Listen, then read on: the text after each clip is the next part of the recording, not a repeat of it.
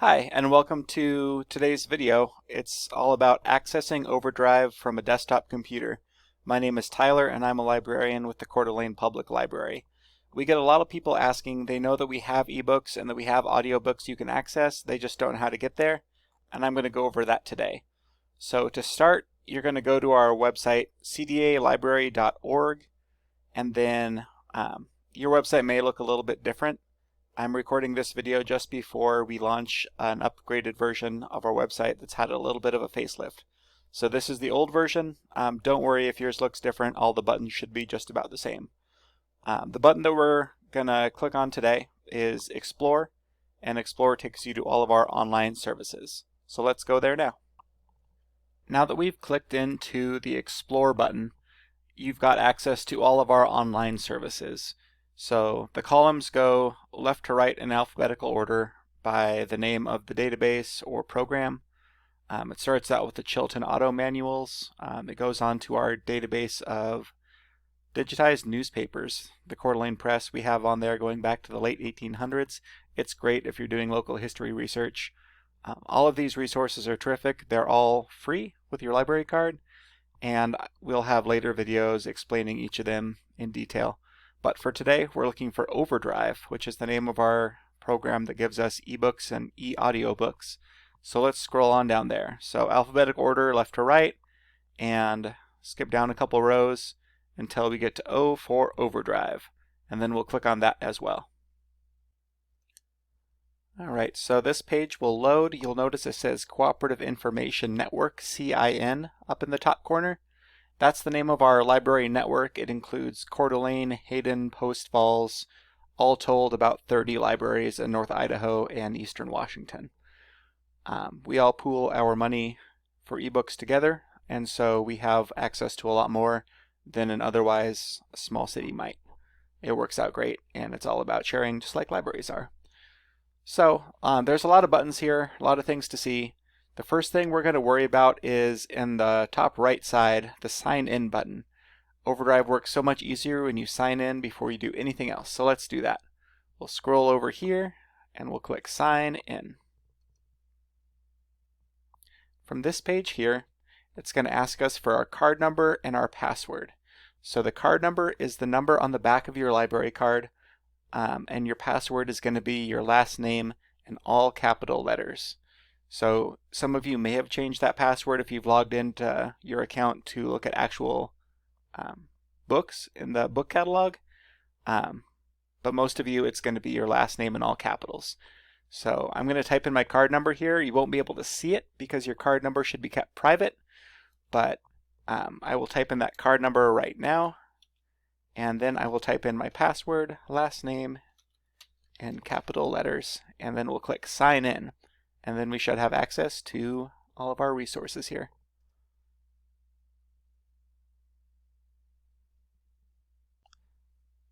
Now, like I said, when we got into this program, there are a lot of buttons across the top. There's a lot of things to see on the screen. We're going to go through each of those options so that we know what they do, and we know how to search for books more efficiently. So you can look for items in Overdrive one of two ways. You can use the search box if you're looking for a specific book or something by a specific author. But if you're just looking for a book and you say you wanted to read a mystery or you wanted to listen to a romance novel, Overdrive is set up to let you browse just like you would flip through books on a regular bookshelf. So let's pretend we're looking for a book by Agatha Christie. So we're going to go up to the search bar here. We're going to click where it says search, and that brings up our search box, and we're just going to type in AGAT, and you can see it's already pre-populated it with Agatha Christie, Agatha Raisin, A Gathering of Secrets. So we can type in the whole name and press enter, or it's just easier to click on Agatha Christie. So let's click on her. And that brings us to the results page with all 30 results that our catalog had for Agatha Christie. You can see this first title, Agatha Christie by Laura Thompson. It looks like it's probably a biography about Agatha Christie.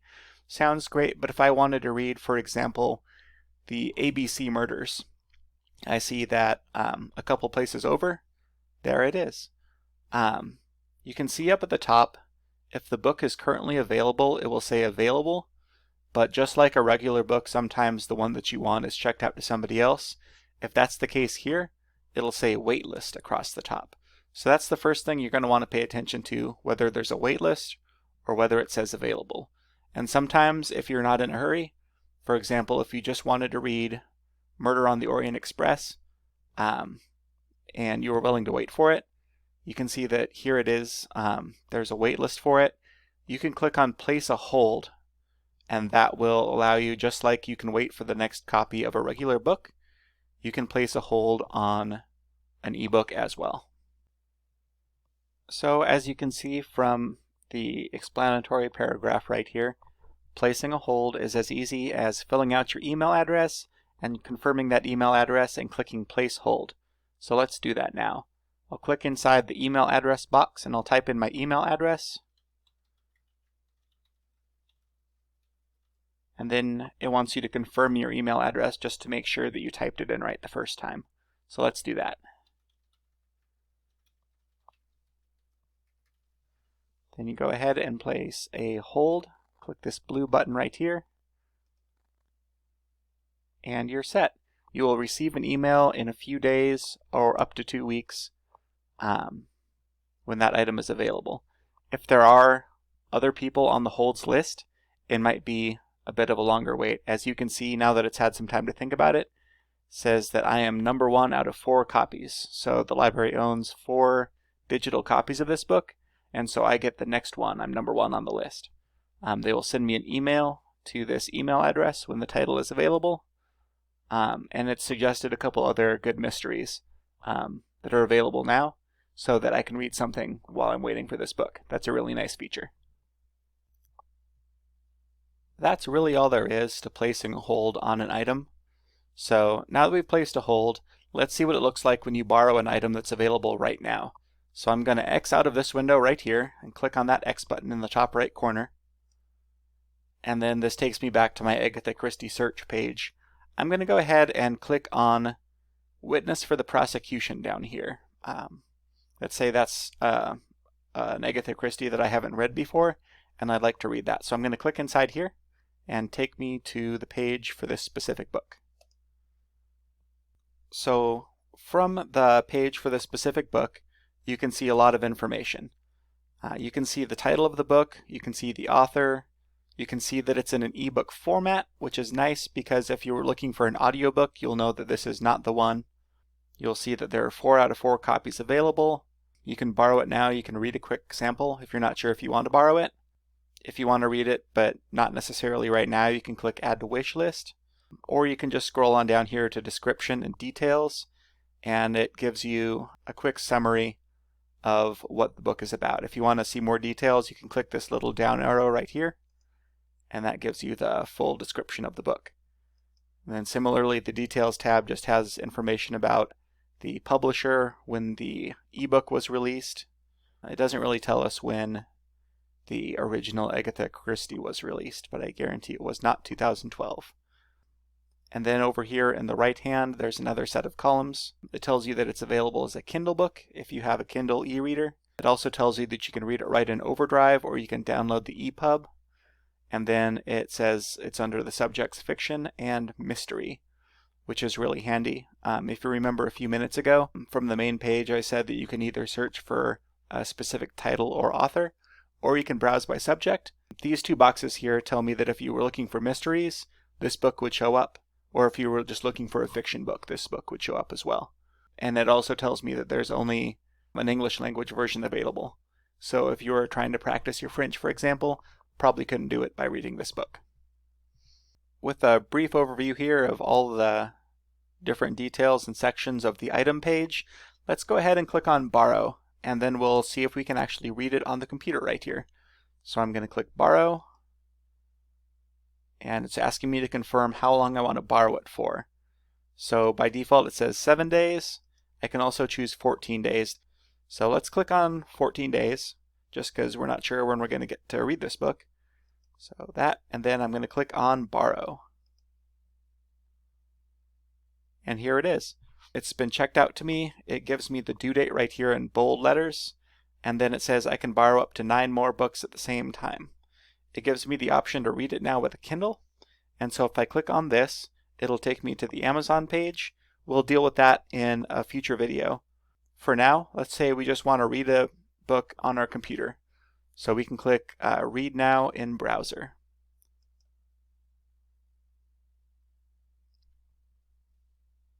And it takes us to the Overdrive reader page. So from here, you can click and drag the mouse, and that changes the page. You can also use the left and right buttons on your keyboard, and that will also advance the page. And there's a lot of neat options that you can do. If you go up to the top, this circle with the lines, that will allow you to have just one column of text at a time, or you can have two as if the book was open in front of you. It's just whatever is easier for you to read. Ebooks are great because they give you a lot of freedom to choose your own reading preferences. You can click on this little 3-line thing right here. It's called a hamburger menu. So let's click on that, and it allows us to choose chapters. It allows us to bookmark a page so we can come back to it later. And it also gives us access to reading settings, most importantly. So one of the big advantages for ebooks is that you can change the font size. Like if you're squinting a little bit and you can't quite read the page very comfortably, you can just bump up the text scale right here, and you can make the font pretty large. And then you can also, use some settings on your computer to make the font bigger if you've got it blown up when you read websites, for example. Or on the other hand, if you've got pretty good eyes and you just want to, get as much on the page as you can make the text quite small. You can click accessibility sizes here, which allows you to get even bigger font. So that way if you need very large font, they can make that work for you. Going back to reading settings here, you can change what the background looks like. If this white background kind of hurts your eyes, especially as you've been reading for a long time, it might start to strain your eyes, maybe even give you a headache. You can change the background color here. By default, it's bright, which is just kind of white. You can also choose sepia. Gives you this nice kind of brownish. It looks like an actual page. Or, this is my favorite, I like to use the dark setting. So it's very light colored text against a black background. I find that's just easier for me to read, especially if I'm in a dark room. I don't have to worry about having a reading lamp on, and I can just read freely. So I'm going to reset the font size here before we go on. The last thing you can do with the settings menu right here is you can change the font. So if you find that you're just not able to read the font comfortably, you can change that. And so you get the same information in different fonts, whatever's easiest to read. There's even a font if you're dyslexic or if you kind of struggle to separate words and letters. They've got a font called Open Dyslexic that you can see the bottom of the letters is thicker than the top of the letters.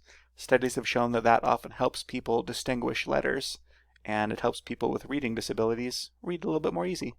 So always an option.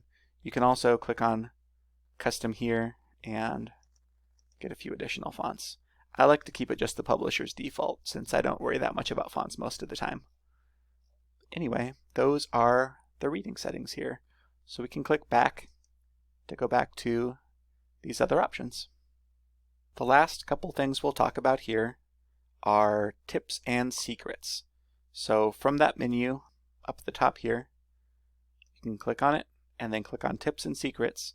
And that's a nice place to go to get some more advanced features on the Overdrive reader here. They've got a note about going full screen by hitting F on the keyboard. So if I do that, it takes away the rest of the things in my window, and so everything I see now is just the book, which is kind of neato. And then I can hit F again, and it shrinks it back down. You see down here you can use that arrow key again to turn the page forward, or the left one to go backwards. You can also do space to go forwards. You can open up the menu by pressing the down key. You can see the seek-ometer by pressing the up key, which just tells you where you're at in the book. It says I'm on pages 11 and 12, 11 here, 12 here. out of 346 pages. It lets you skip ahead. Say you wanted to skip right to a new chapter. You can do that by, see, by dragging this forward here, I can skip these little thicker white boxes. I believe those are chapter headings right there. So you can see this takes me right to the start of chapter 4. But again, an easier way to skip between chapters is by going to this options menu and just clicking on chapters. And then you can go right from chapter 1, go to chapter 2, and skip around that way. And then you can also click this option right here to bookmark it if you wanted to come back to it later. Anyway, Overdrive is very neat. You can see that there are a lot of features for customizing it to just your preferred settings for reading.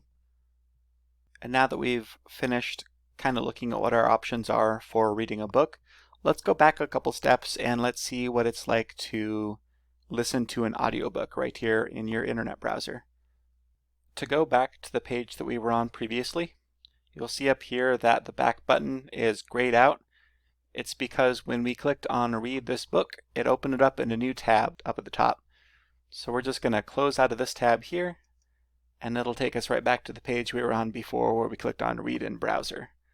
In a future video, I will go over how to pull up books if you have that Kindle e-reader, or if you wanted to download it as an EPUB.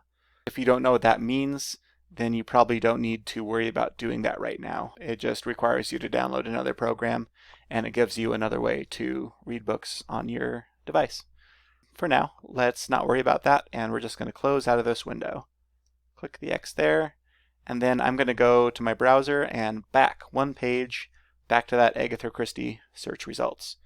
So I want to find an audiobook of Agatha Christie.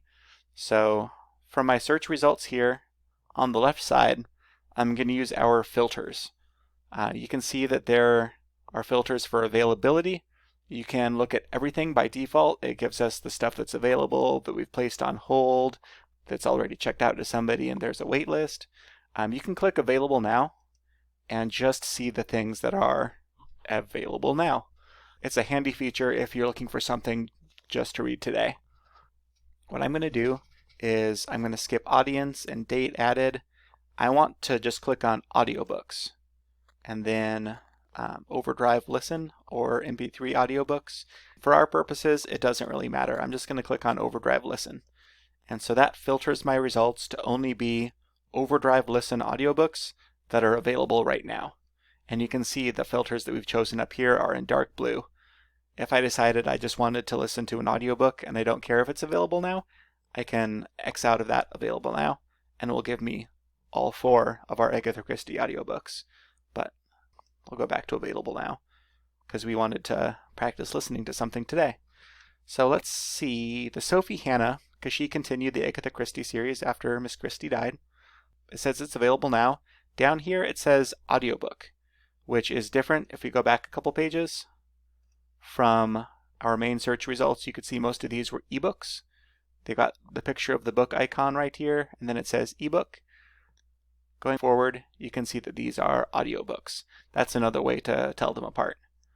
So I'm going to click on this Closed Casket by Sophie Hannah, and it's going to take me to the item page there.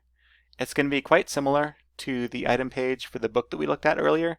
It's got the formats on the side, it's got the subjects if we were browsing by subject.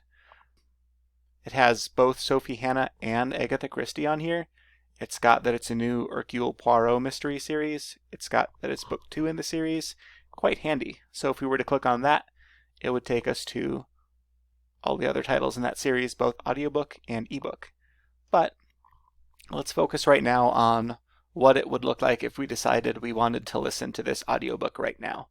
So I'm going to click on borrow, and then 7 days or 14, just like with the regular books. 7 days is fine with me. And then I'm going to click this blue borrow button, and that's going to check it out to me. From here, you can see that I can download the MP3 audiobook or just listen to it in my browser. It's just as easy for me to listen to it in the browser, so let's do that. I'm going to click on that option, and it will pull up the audiobook. You'll notice that the layout for an audiobook looks different than the layout for the ebook that we looked at before. It's just because the audio options are a little bit different than the print options. But you'll notice down across the bottom of the screen it's got a very similar thing. Instead of counting pages, it counts minutes, but you still have these darker marks to indicate when a chapter is changing. And then the lighter marks just denote, the minutes going by. But anyway, something handy that they've included with audiobooks, since audio can be a little bit more complicated, is if you just click on the book cover right up top here, it switches back and forth between a simple and an advanced menu.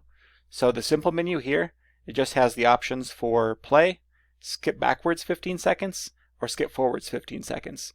If there's a scary scene or a boring scene, you can skip ahead past it. Or if you found that your attention was drifting, you can click the skip back 15 seconds and you can hear a section you've already gone past. I'm going to click on play just to give you an example of what that audio sounds like. Harper Audio presents Closed Casket, the new Agatha Christie Hercule Poirot mystery by Sophie Hannah. Easy as that. I'm going to click on the cover now. We're going to go back to the advanced menu. Now the advanced features can be quite fun. You can see that on the left side of the screen there is a counter saying where you are in the book total. Down here underneath the play button there's a total time left in that book.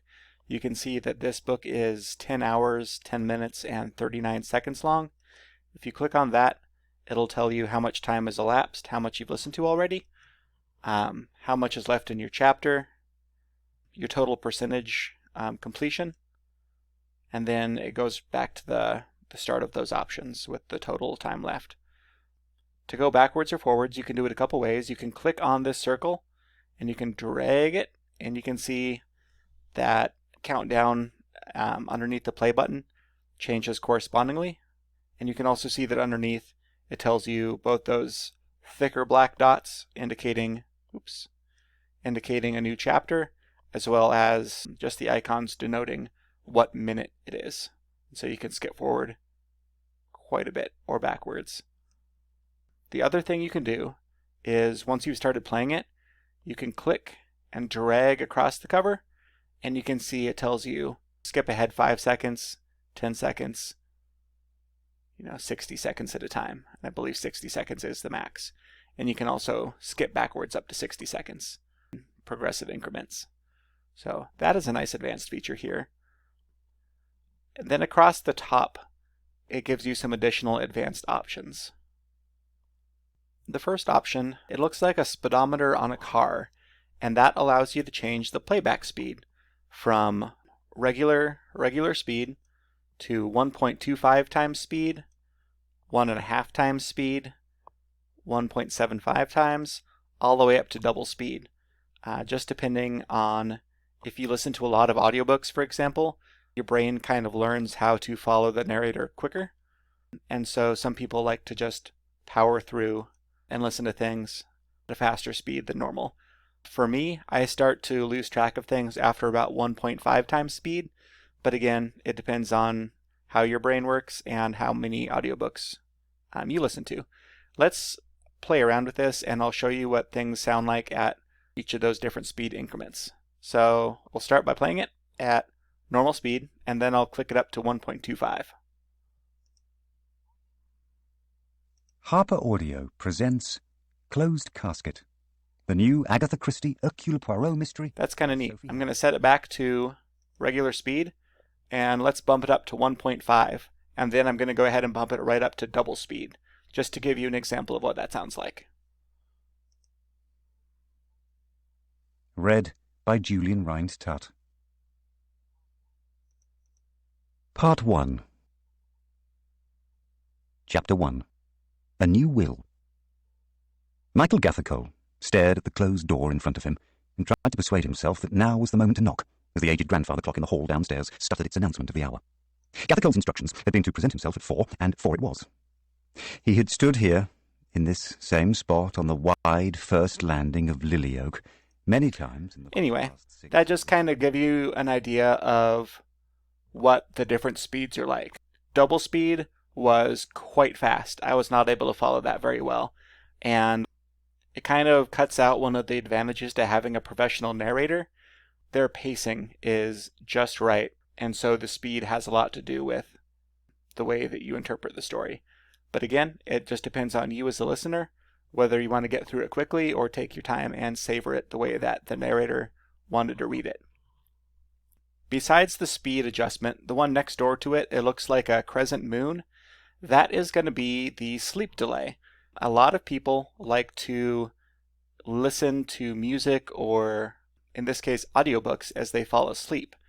And so you can click on this moon and it will set a 30-minute timer on your audiobook. And so you'll let it play and it'll turn itself off after 30 minutes. That's helpful if, Julian Rhind-Tutt's voice just kind of lulls you to sleep. If that works for you, then you've got a 30-minute lullaby right here. The other thing is if you wanted to just tell yourself, I'm going to listen to half an hour and then I'm going to go do more chores, then that's a good way to keep yourself accountable and set a timer on your listening. So you just click it once to turn it off and once to turn it on. And you can just play around with that way. Next door to that there is a bookmark. That allows you to save your place if you have to, put it away and come back to it later. And then, much like with the audiobooks, we've got this hamburger menu. You click on it, and you can skip around between chapters. You can see where you've got it bookmarked, and you can also see more tips and secrets. And it tells you, how to switch to the simple mode like we talked about. It lets you set up the speedometer. Many of the things we've talked about already. It doesn't let you change the background or the text because you don't need to. It's an audiobook. Anyway, that's about all the features here. It's quite nice and it's quite easy to listen to. I'm going to go back a couple steps in Overdrive and I'm going to show you how to browse by subject and see some of our special collections. And just like we saw with the regular ebook, there's no way to go back here because when you click on listen to the book, it opens up a new browser tab. So we'll go up here to the top and we will close out of this browser tab and it will take us back to this checkout page for our book. So I'm going to X out of the window here and I'm going to go back to just click on this CIN logo here. That takes us back to the home page. And from here you can see we've got our navigation across the top. We've got, a link to my account where you can see what you've got checked out right now. You can see the stuff you've put a hold on. You can check to see where you've moved up on the holds list. You can see your wish list if you've recommended specific titles. You can see if you've rated anything, if you thought a book was 5 stars and you'd rated it. You can check out your history and your general settings here. We'll explore those options in a bit. But for now, I'm just going to click out there. You can see across the top we've got an option for the big library read. The box here tells me that this is like a national book club put on by Overdrive, where there's always a copy of the ebook available. You can just hit borrow right there, and you can see you can join the discussion about it. You can listen to the author interview, and you can also get it as an audiobook if you prefer audio. If you're scrolling down a little bit, you can see it's kind of cute. If you scroll down, she pops up. But Libby is the name of the app that you'll have if you're accessing this on a tablet or on a phone. We'll talk about that in a future video, but it's just advertising that service. As you scroll down further, you can see that we've got a display. Just like we have displays of books at the library, we have displays on Overdrive. You can see retro reads, books from before the 21st century, just some classic titles there. We've got newly added stuff if you're looking for, if you like to come into the library and browse the new shelf, this is a great place to see the new fiction and nonfiction that we've picked up. And as you can tell by looking at the bottom, there's ebooks and audiobooks available there. And for any of these categories that you see, you can click on the title or you can click on See All, and it will take you to more of the same. For example, if you wanted to see more, let's see what the most popular ones are down here, You can just click See All, and then it will show you the most popular titles at our library. You can see Margaret Atwood, the Rachel Hollis, Michelle Obama, on down. Several of these books they've made into movies. This is all based on checkout stats from Overdrive users around the country. And then you can also, we talked about the filters over here. There's also this filter here that sorts your results. So since we're looking at the most popular books, it's set to sorted by popularity. But you can choose the most popular at the Coeur d'Alene Library, which is going to be some of the same titles. It's a different James Patterson than we saw on the last screen. But Michelle Obama is still there. The Rachel Hollis is still there. Crazy Rich Asians is still here. But it lets you see what's most popular with people who download stuff from the CIN libraries, which is kind of neat. You can also sort it by release date if you're looking for new stuff. Date added if you're looking for stuff that we've just purchased the rights to on Overdrive. You can see what the most recently added. Since this is our new big library read, that's probably a most recently added title. Then you can filter, you can see our most popular, romance novels by clicking on romance down in the filters here. And it's still sorting by date added. You can search by what's the most popular romances for Coeur d'Alene readers. And it tells you the results here. Scrolling back up to the top, I'm going to go back to our home page, and I'm going to click on Subjects. So Subjects does just about the same thing as those filters we were just looking at. For example, if you really wanted to read some science fiction, but you click on science fiction, and it brings up a list of all of our science fiction titles. When we were looking at the Agatha Christie, it would say that the subjects was fiction and mystery. Here, the Star Wars book is a fiction, it's literature, and it's science fiction. And so, if you were just to click on science fiction, it would take you back to a very similar screen. And you can change around the sorts. You can see what the most popular sci-fi is among all Overdrive users. And then you can limit it to stuff that's available right now. You can limit it to only eBooks or only audiobooks. As you see, once you start to combine your features, you can get a much more sophisticated search going on. Very similar to browsing by subject, you can click on Collections, and it brings up many of the same collections that you saw on our homepage. If you're just looking for, if you're browsing for books, just like if you were at the library and you were not really sure what you wanted to read, you're just going to kind of leaf through the shelves, this is a great way to do it. If you wanted to try something different for ebooks, all sorts of stuff, which is kind of neat, especially if you're not feeling too picky. I always enjoy choosing a book that I wouldn't normally read or that just looks interesting, like, ooh, that's kind of a fun cover. You can download it, it's totally free. No harm, no foul if you don't like it. Scrolling back up to the top here, a video that I'll do in the future explores our kids and our teen services. This video has been mostly oriented for grown-ups, but if you were looking for some ebooks for your kiddos, you can click on Kids here, and it's just material curated for children. And it kind of goes from the picture books all the way up through like the juvenile chapter books. We've got some easy readers for people that are just learning to read, and then all sorts of collections, picture book favorites, middle grade fantasy, and going back here, teens similarly is curated for just YA titles. The main page will still give you, kids and YA titles in your search results, especially with YA since so many adult readers have been following along. And like a Rick Riordan or a Brandon Sanderson publishes adult and teen material, it's kind of a fuzzy line. So by default, the main collection has everything, but the kids and the teens titles are focused. Content that's more specifically for younger audiences. We're starting to get toward the end of this video. It's been quite long already, and I'm sure you're looking forward to using this information to start listening to things and reading things and getting more acquainted with our online material. Two features I wanted to show you before we're done. I want to show you how to rate things, and I want to show you how to play around with your default settings. So to rate things, let's click on this big library read, you'll see that it's got a 4.5-star rating, and that's based on Overdrive users and how much they liked it. And so let's pretend that we read this book and we just loved it. You can click on 5 stars right here.